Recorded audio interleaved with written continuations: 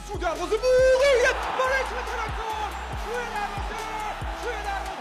تو در محوطه جک بزن یه پای چپ توی دروازه گل برای سرخپوشا.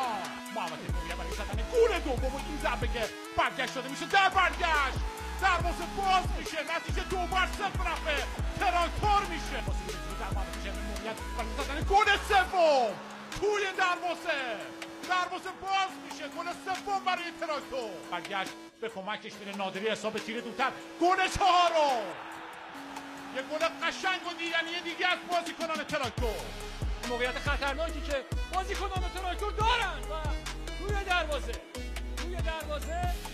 پستونسکی یه ضربه دفعه ناقص و دروازه سپاهان باز میشه حضور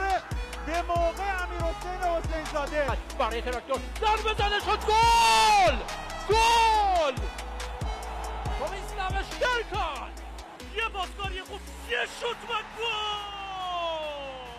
دوباره موقعیت برای تراکتور و گل دوم جلو میره خودش رو دروازه با پای چپ ضربش رو هم میزنه و گل یه سوپر گل برای هاشم نژاد. یه سال نرمه یه دروازه دفعه ناقص از حسینی و دروازه استقلال باز میشه واسه تو در بین مدافعان در محوطه جریمه ضربه فردی به سمت دروازه و گل دوم برای تراکتور.